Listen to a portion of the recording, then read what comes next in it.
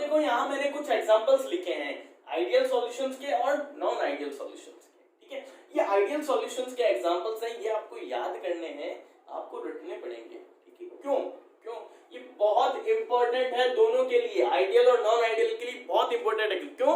क्योंकि direct question यहां से एक आता है, एक क्वेश्चन डायरेक्ट यहां से और एक जो हमने कंडीशन या जो हमने प्रॉपर्टीज अभी पढ़ी है उस पर, ठीक है।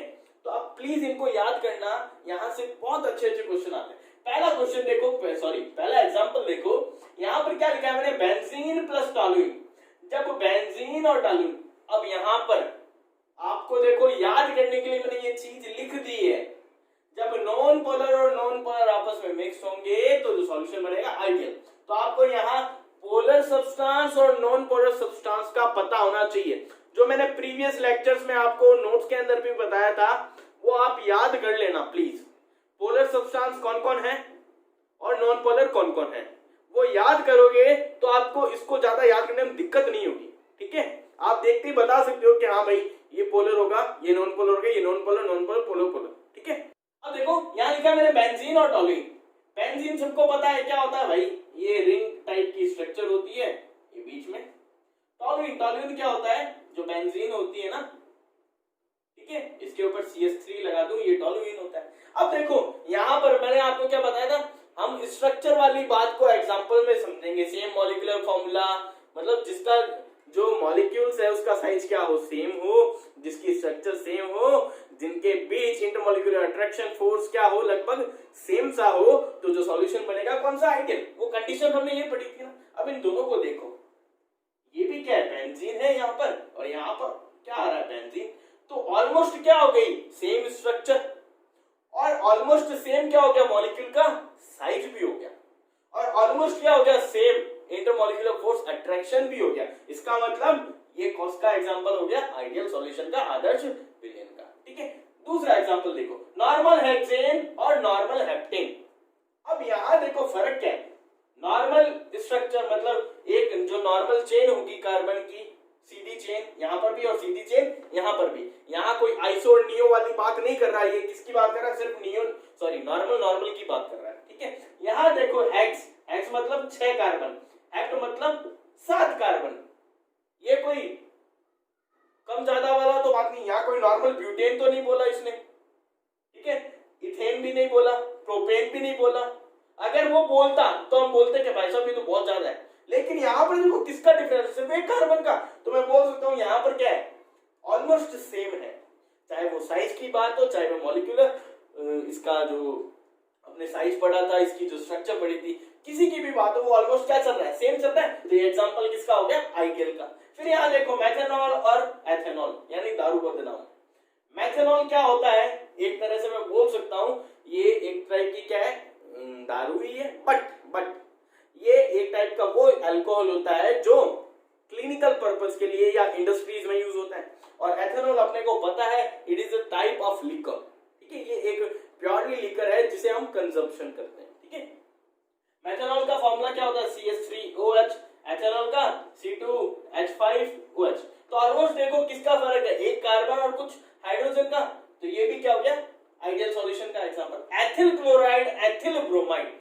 अब यहां देखो एथिल, एथिल मतलब 2 कार्बन C2, एथिल क्लोराइड,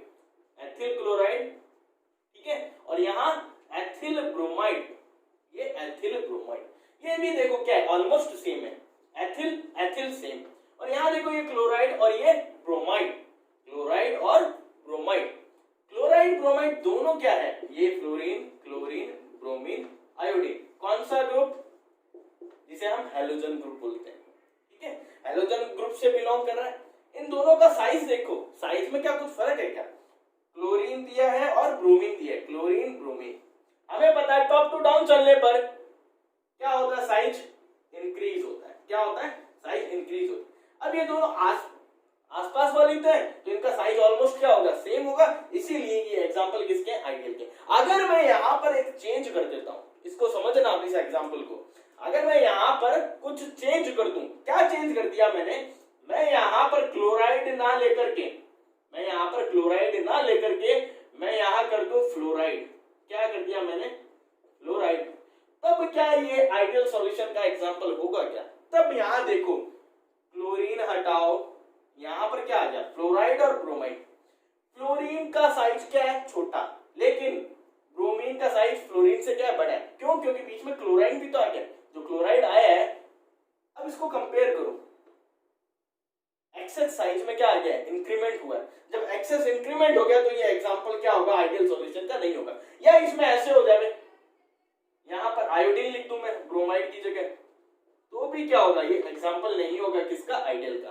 कब होगा आइडियल सॉल्यूशन का? ये देखना, ये एमसीक्यूज में क्या होता है घुमा फिरा के देते हैं, इसीलिए मैं आपको यहां से क्लियर करवा रहा हूं, ध्यान रखना। यहां पर क्या होना चाहिए एथिल क्लोराइड होना चाहिए, यानी आसपास वाले, या तो हो ब्रोमीन और आयोडीन हो जाए, या क्लोरीन और ब्रोमीन हो जाए, या फ्लोरीन क्लोरीन हो जाए। समझ गए ना? एक के छोड़ करके दूसरा वाला नहीं होना चाहिए, पास पास वाले होने चाहिए। और यहां पर क्या होगा अपना ब्रोमाइड, ठीक है। तब ये क्या होगा किसका एग्जांपल होगा भाई साहब आइडियल सॉल्यूशन का। अब नॉन आइडियल के सॉल्यूशन का एग्जांपल देखो, मैंने बताया था पोलर और नॉन पोलर, या नॉन पोलर पोलर, या एक कंडीशन मैंने बताई थी पोलर पोलर वाले की, तो वो किसके एग्जांपल होंगे नॉन आइडियल। ये कुछ एग्जांपल्स है। Phenol plus aniline. अब यहाँ पर अगर किसी को स्ट्रक्चर नहीं पता है तो देख लो, फिनॉल का मतलब क्या होता है, फिनॉल का मतलब होता है बेंजीन की रिंग होती है, ठीक है, इसके ऊपर OH लगा होता है तो ये फिनॉल हो गया, ये फिनॉल हो गया। एनिलीन का मतलब क्या है, बेंजीन की रिंग और ऊपर क्या होता है NH2 लगा होता है, तो ये क्या हो गया एनिलीन। अब आप सोचोगे कि भाई साहब रिंग तो सेम है, तो किसका एग्जांपल होना चाहिए आइडियल का। But my dear there is a difference of OH and NH2 so they are not different, ठीक है। अब मैंने यहाँ एग्जांपल लिखा है दारू बदनाम। दारू बदनाम का मतलब मैंने अभी आपको बताया था। अगर यहाँ पर देखो पैक कैसे बनता है एथेनॉल प्लस वाटर या मेथेनॉल प्लस वाटर। अगर कोई मेथेनॉल प्लस वाटर लेता है तो भाई साहब राम राम सत्य उसका। तो अगर कोई एथेनॉल प्लस वाटर लेता है तो भाई साहब वो जी लेगा। तो यहाँ पर क्या लिख दूं मैं, दारू बदनाम को हटा कर दारू बदनाम कर दे C2H5OH दे तारे। ये एग्जांपल हो सकता है। या क्या हो सकता है CH3OH प्लस वाटर, ये भी एग्जांपल हो सकता है, ठीक है, ध्यान रखना। या क्या हो अगला एग्जांपल देखो कार्बन डाइसल्फाइड और एसीटोन। अब आ गया एसीटोन। एसीटोन एसीटोन की स्ट्रक्चर, एसीटोन का दूसरा नाम यहां लिख दूं एसीटोन। भाई साहब एसीटोन आपने पढ़ा है जिसको हम बोलते हैं प्रोपेनोन। क्या बोलते हैं प्रोपेनोन। प्रोप मतलब 3 कार्बन, ऑन पीछे क्या आ रहा है ऑन, ONE ऑन आ रहा है, इसका मतलब बीच में क्या होगा कीटोन ग्रुप। यहाँ CH3 लगाओ, यहाँ CH3 लगाओ, यही क्या हो गया एसीटोन। या इसकी स्ट्रक्चर को मैं ऐसे भी लिख सकता हूँ, इसी को यही लिख देता हूँ खोल करके, ये क्या हो गया एसीटोन। ध्यान रखना ये एसीटोन की स्ट्रक्चर होती है benzene plus water, benzene plus methanol, chloroform plus acetone. Chloroform सबको पता है CH3L3, ether plus chloroform toluene plus water, acid plus water. Acid कोई भी हो आपके पास, उसमें अगर आपने वाटर मिक्स कर दिया तो वो क्या होगा एक नॉन आइडियल सॉल्यूशन होगा। तो ये एग्जांपल्स आपको याद करने होंगे, इस पर खूब सारे क्वेश्चन। मैं इसका क्या करूंगा आपका टेस्ट भी लूंगा, ध्यान रखना। तो आप इसको मगअप कर लेना, याद कर लेना हमारे साथ, ठीक है, रट लेना, कहने का मतलब ये है। तो चलिए गाइस अब हम बात करते हैं कि हमारे पास जो डेल्टा H और डेल्टा V की वैल्यूज आ रही थी आइडियल और नॉन आइडियल सॉल्यूशन के लिए। आइडियल के लिए क्या थी delta H delta V equals to 0 और नॉन आइडियल के लिए नॉन इक्वल्स टू 0। अब इसके पीछे रीजन क्या था, इसके पीछे कहानी क्या है, मैंने आपको वहां कहा था कि आप अभी ध्यान रखो कि ऐसा होता है, लेकिन अब मैं बता रहा हूं ऐसा क्यों होता है। तो सुनना इसके लिए, माना मेरे पास क्या है सॉल्यूट है, सॉल्यूट है ये पूरा का पूरा, और यहां मेरे पास क्या है सॉल्वेंट है। क्या है सॉल्वेंट है। सॉल्यूट को मैंने मान लिया 1 नंबर, सॉल्वेंट को मैंने मान लिया 2 नंबर। अगर ये सॉल्यूट 1 नंबर है तो यहां पर क्या होंगे 1 टाइप के क्या होंगे खूब सारे पार्टिकल होंगे, और यहां पर क्या होंगे 2 टाइप के खूब सारे पार्टिकल होंगे। सिंपल सी बात है। जब यहाँ 1 टाइप के पार्टिकल्स हैं तो यहाँ पर किन्हीं 2 पार्टिकल्स को उठाऊं मैंने उठा लिया 1 और 1 टाइप के पार्टिकल, तो इनके बीच में कुछ ना कुछ बॉन्डिंग होगी, कुछ ना कुछ क्या होगी बॉन्डिंग होगी। वो कैसी भी हो सकती है, वो हो सकता बॉन्डिंग हो सकता है स्ट्रॉन्ग बॉन्डिंग हो, या क्या हो सकता है इनके बीच में कुछ ना कुछ इंटरेक्शन होगा। ठीक है, हो सकता है इनके बीच में बहुत ज्यादा क्या हो, अट्रैक्शन हो, या बहुत ज्यादा क्या हो भाई साहब, रिपल्शन हो, कुछ भी हो सकता है। ठीक है, हमें नहीं पता, लेकिन कुछ ना कुछ इन चारों चीजों में से कुछ होगा, या तो वीक या स्ट्रॉन्ग बॉन्डिंग होगी, या ज्यादा रिपल्शन और ज्यादा अट्रैक्शन, ये भी हो सकता है। मैंने मान लिया ये जो इंटरेक्शन है इन पार्टिकल्स के बीच, इनको मैं नाम दे रहा हूं 1 टाइप। ठीक है, और यहां पर जो होगा उसके लिए मैं नाम दे रहा हूं 2 टाइप। वो भी कुछ भी हो सकता है, अपने को नहीं पता। जब ये दोनों मिक्स होंगे, जब ये दोनों यानी सॉल्यूट को मैं जब सॉल्वेंट में मिक्स करूंगा, तो यहाँ पर कौन सा प्रोसेस होता है, डाई सॉल्यूशन का प्रोसेस होता है, यानी घुलने की जो प्रक्रिया होती है, विलीनीकरण जिसे हम कहते हैं, वो होगी। तो यहाँ पर क्या बनेगा, सॉल्यूशन बनेगा। उस सॉल्यूशन में सॉल्यूट और सॉल्वेंट दोनों के क्या होंगे, पार्टिकल्स होंगे। यहाँ पर सॉल्यूट अगर मैंने 1 माना है, सॉल्वेंट मैंने 2 माना है, तो जो सॉल्यूशन बनेगा वो 1-2 टाइप का होगा। तो यहाँ पर इनके बीच जो इंटरेक्शन होगी, इनके बीच में हो सकता है वीक बॉन्डिंग हो, स्ट्रॉन्ग, कुछ भी हो सकता है। जैसे यहाँ थी वैसे यहाँ पर भी हो सकती है, कुछ भी हो सकती है, अपने को नहीं पता अभी भी। ठीक है, लेकिन इंटरेक्शन कुछ इस टाइप की होगी। अब जरा याद करो, मैंने आइडियल सॉल्यूशन में कुछ कंडीशंस आपको बताई थी। अगर सॉल्यूट और सॉल्वेंट के बीच इंटरमोलिकुलर अट्रैक्शन फोर्स की जो इंटरेक्शन है वो किसके इक्वल हो, सॉल्यूशन के इक्वल हो, तो जो सॉल्यूशन होगा कौन सा होगा, आइडियल। यानी जब सॉल्यूट और सॉल्वेंट दोनों में सेम टाइप की इंटरमोलिकुलर अट्रैक्शन फोर्स की इंटरेक्शन हो तो सॉल्यूशन क्या था, आइडियल, और जब ना हो तो क्या था, नॉन आइडियल। वहीं पे यहां से मैं एक बात निकाल लिया कि अगर 1-2 टाइप जो इंटरेक्शन है, यानी जो किसकी है, सॉल्यूशन की, वो अगर इक्वल हो जाए किसके, 1-1 टाइप के या 2-2 टाइप के, इसको यहां से समझना। जब सॉल्यूट और सॉल्वेंट के बीच में जो इंटरमोलिकुलर अट्रैक्शन फोर्स की इंटरेक्शन है वो इक्वल किसके हो जाए, सॉल्यूट सॉल्यूट मॉलिक्यूल की इंटरेक्शन फोर्स के, या सॉल्वेंट सॉल्वेंट मॉलिक्यूल के इंटरेक्शन फोर्स के, तो जो सॉल्यूशन होगा वो कौन सा होगा, इस कंडीशन में आइडियल सॉल्यूशन होगा। ठीक है, अगर ऐसा ना हो 1-2 के इंटरेक्शन इक्वल्स टू ना हो 1-1 के या फिर 2-2 के, तो ये जो सॉल्यूशन होगा कौन सा होगा, नॉन आइडियल होगा, ये अनादर्श विलयन होगा। इसको दोबारा देखना, मैं इसको लैंग्वेज में लिख देता हूं ताकि इजीली समझ में आ जाए। इसको मैं यहां लिख रहा हूं लैंग्वेज में, जब सॉल्यूट और सॉल्वेंट के बीच जो इंटरेक्शन है, क्या इंटरेक्शन है, वो किसके इक्वल हो जाए, या तो सॉल्यूट सॉल्यूट के, सॉल्यूट सॉल्यूट के, या सॉल्वेंट सॉल्वेंट के, इसके सॉल्वेंट सॉल्वेंट के इंटरेक्शन के इक्वल हो जाए तो जो सॉल्यूशन होगा आइडियल होगा, और जब इक्वल ना हो तो कौन सा होगा, नॉन आइडियल सॉल्यूशन होगा। आई बात समझ में, ये कहानी समझ में आती है। आगे चलूं अब मैं, ये कहानी दिमाग में रखना अभी की। अब देखो आगे चलता हूं, अब मैं क्या करता हूं, इनको आपस में मिक्स करता हूं। अब मैंने क्या माना, मेरे पास एक सॉल्यूशन है, क्या है, सॉल्यूशन है। इस सॉल्यूशन में क्या होगा भाई साहब, 1 और 2, यानी जो सॉल्यूट है और जो सॉल्वेंट है, इसको फिर लिख देता हूं मैं यहाँ, जो सॉल्यूट और जो सॉल्वेंट है उसके पार्टिकल्स होंगे, जिसको मैंने 1 और 2 टाइप से माना था, इसको अलग मार्कर से शो कर दूं, 1 और 2, इसको ऐसे शो कर। ठीक है, इनके बीच में क्या होगी, 1-2 टाइप की क्या होगी, इंटरेक्शन होगी भाई साहब। ठीक है, वो अभी मैं नहीं बता रहा कि किस टाइप की, अभी सिर्फ मान के चलो इंटरेक्शन होगी। इसमें इस सॉल्यूशन में क्या प्रेजेंट है, 1-1 टाइप का क्या है, सॉल्यूट है। ठीक है, और 2-2 टाइप का क्या है मेरे पास, सॉल्वेंट है। क्या है, सॉल्वेंट भी है, यानी विलय और विलय दोनों इस सॉल्यूशन में पूरे में। अब मैं अगर बात करूं, जब ये दोनों मिक्स होंगे तो ये बनेगा सिंपल सी कहानी है।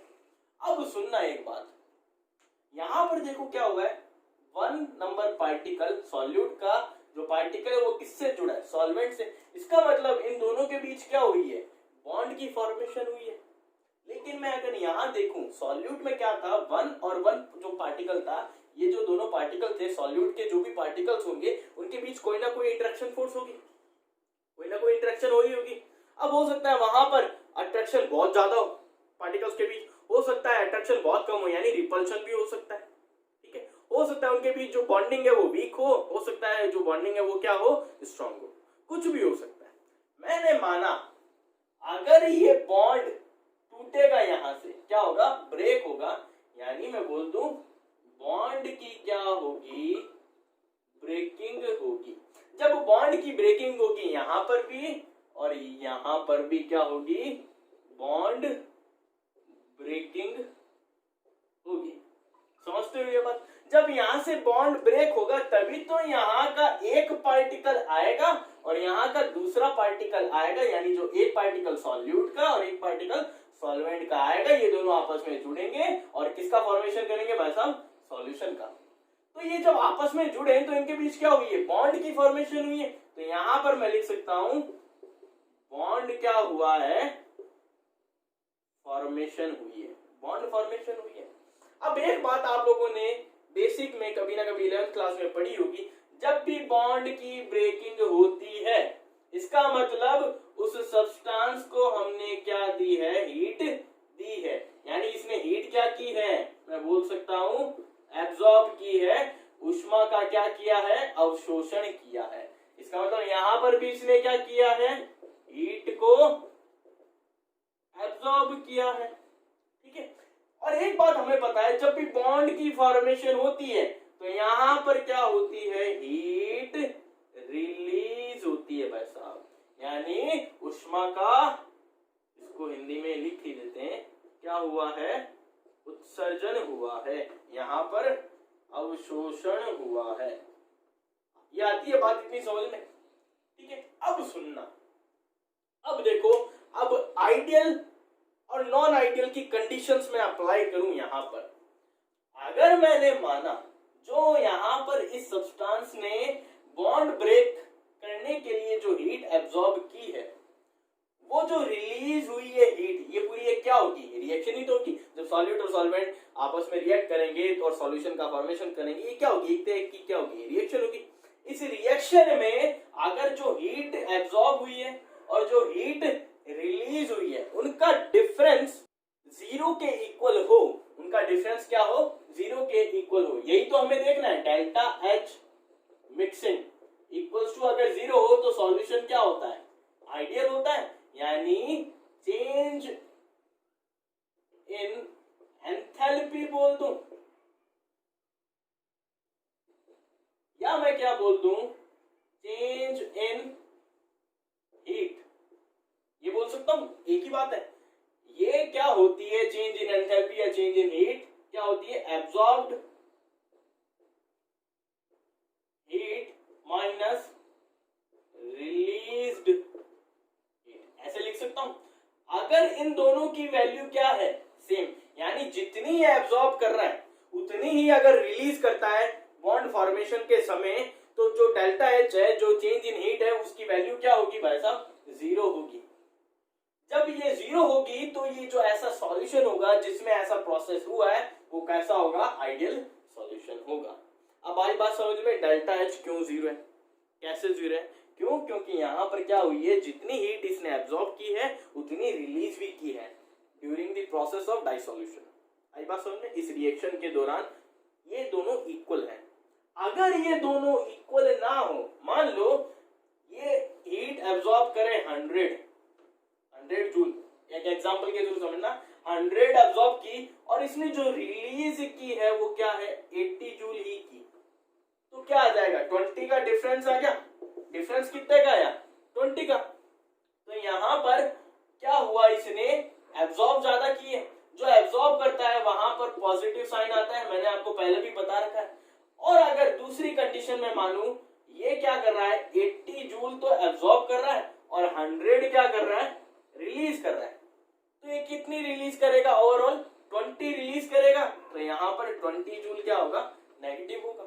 तो दो कंडीशन हो गई ना, यानी ऐसी कंडीशन जहां पर delta H not equal to 0 हो, यानी चेंज इन हीट 0 के इक्वल ना हो, उसकी कोई ना कोई वैल्यू आए। वो कोई ना कोई वैल्यू क्या आ सकती है, या तो वो पॉजिटिव आएगी या वो नेगेटिव आएगी। इसका मतलब क्या, डेल्टा एच या तो 0 से बड़ा होगा या डेल्टा एच 0 से क्या होगा, छोटा होगा। इस कंडीशन में ये जो सॉल्यूशंस होंगे वो क्या होंगे भाई साहब, नॉन आइडियल। क्या होंगे, नॉन आइडियल सॉल्यूशन। तो यहां पर इसी को हम क्या करेंगे, आगे फर्दर डिवाइड करेंगे। ये डेल्टा एच मैंने जो ग्रेटर देन और लेस देन 0 बताया, इसको हम बोलते हैं पॉजिटिव डेविएटेड नॉन सॉल्यूशन और नेगेटिव डेविएटेड नॉन सॉल्यूशन। इसको आगे पढ़ेंगे, इसको अभी तक यहीं छोड़ो। अभी तुम्हें बस ये पता लग जाना चाहिए जब delta H not equal to 0 होगा वो किस कंडीशन में होगा और ये किस टाइप से चेंज हो सकता है। पॉजिटिव वैल्यू हो सकती है, नेगेटिव हो सकती है, दो टाइप से होगी, इसलिए इसको हम क्या बोलेंगे, नॉन आइडियल सॉल्यूशन बोलेंगे। दूसरी बात, ये तो थी डेल्टा एच की कहानी पूरी की पूरी, आगे समझ में, ठीक है। अब मैं बात करता हूं वॉल्यूम की। अब देखो गाइस, अपने को वॉल्यूम की कहानी पढ़नी है, यानी आयतन की कहानी पढ़नी है, ठीक है। इसको एक एग्जांपल से समझता हूं, इजी समझ में आ जाएगा। इस एग्जांपल को अपने ऊपर मत लेना, ठीक है, सिर्फ समझने के तौर पे लेना और कंसंट्रेशन सारा यही रखना, कहीं और मत सोचने लग जाना, ठीक है। मान लो हमारे पास जो सॉल्यूट था और जो सॉल्वेंट है, ये दोनों मिले, इन्होंने क्या बनाया, सॉल्यूशन का फॉर्मेशन किया। यानी जब विलय और विलायक मिलते हैं तो विलयन का निर्माण करते हैं।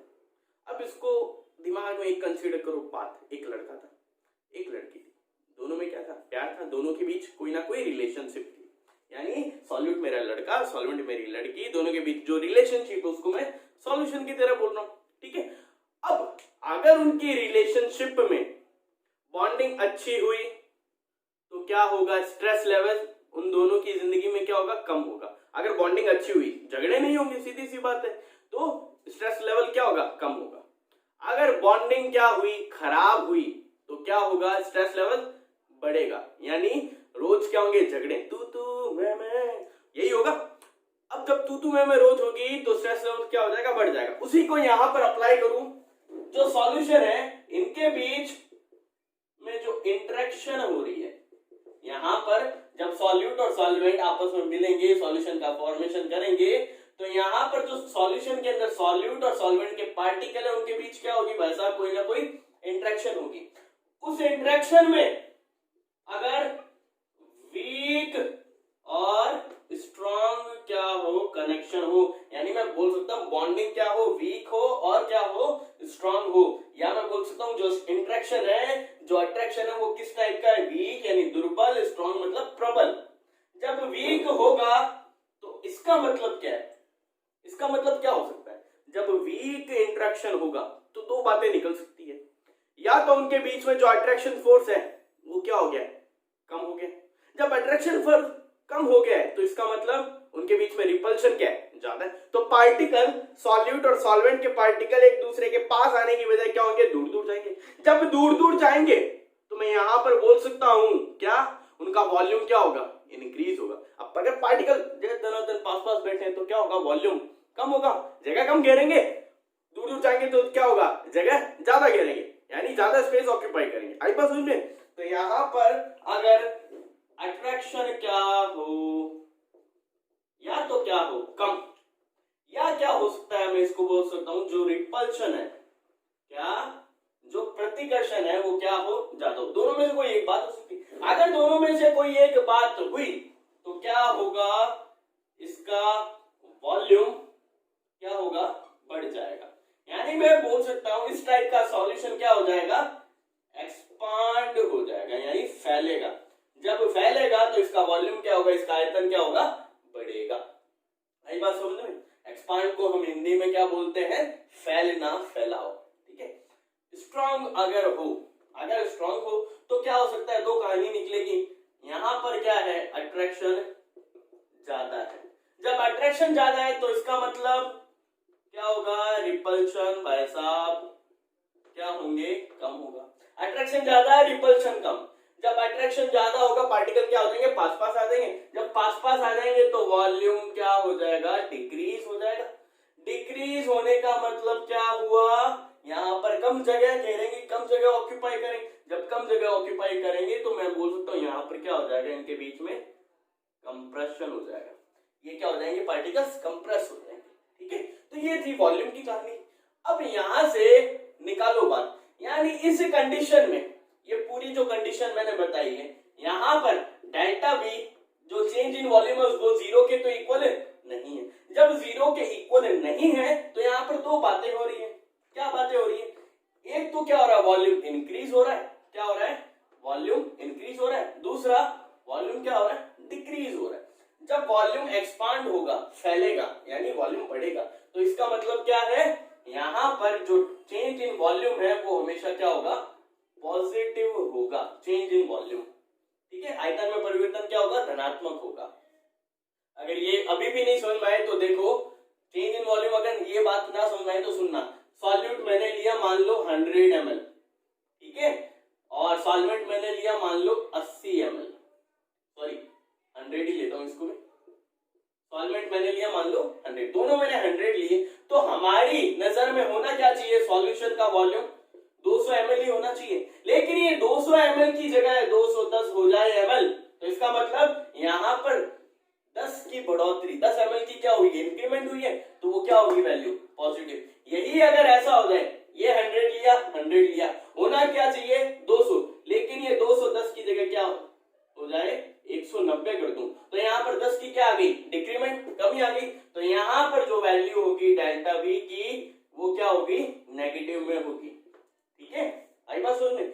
इस तरीके से जो सॉल्यूशन होते हैं वो इस तरह का बिहेवियर शो करते हैं, और इनको हम बोलते हैं पॉजिटिव डिक्रीमेंट और नेगेटिव डिक्रीमेंट वाले नॉन आइडियल सॉल्यूशन। यानी कि ये जो पूरी कहानी मैंने बताई थी ये किसकी है, फॉर नॉन आइडियल सॉल्यूशन, यानी अनादर्श विलयन के लिए। अब अगर आदर्श विलयन की बात करूं तो देखो यहां रफ कर दो।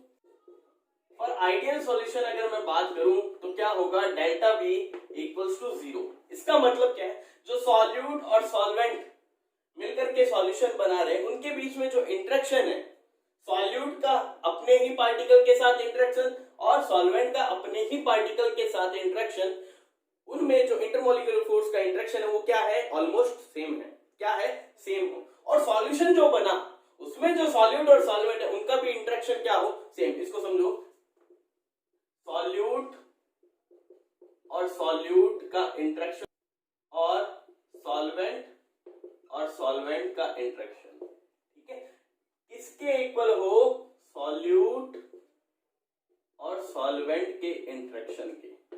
जब इन दोनों का इंटरेक्शन क्या हो, इक्वल हो, क्या इंटरेक्शन का मतलब समझते हो ना, हिंदी में इसको बोलते हैं अन्योन्य क्रियाएं, यानी इनके बीच जो आकर्षण या जो प्रतिकर्षण होगा वो क्या हो, समान हो, तो ऐसा सॉल्यूशन क्या होगा, आइडियल। जब ऐसी पोजीशन होगी, जब ऐसी कंडीशन होगी, तो एक बात सोचो, जितना आप वॉल्यूम लोगे, अगर सॉल्यूट आपने 100 लिया है, सॉल्वेंट आपने 100 लिया है, यानी इनके बीच जो बॉन्डिंग है, या तो मान लो इसके बीच वीक है, यहां पर भी क्या है, वीक है, और जो सॉल्यूशन बना उसमें भी क्या होगी, वीक होगी। तो इस सॉल्यूशन में ना तो वॉल्यूम में इंक्रीमेंट होगा ना ही डिक्रीमेंट, यानी जैसा है, जैसा आना चाहिए 200 वैसा ही आएगा। अगर यहाँ स्ट्रॉन्ग हुआ, यहाँ भी स्ट्रॉन्ग हुआ और यहाँ भी स्ट्रॉन्ग हुआ, तब भी क्या होगा, सेम ही रहेगा, यानी there is no change in volume. इस कंडीशन में क्या होगा, वो जो सॉल्यूशन होगा वो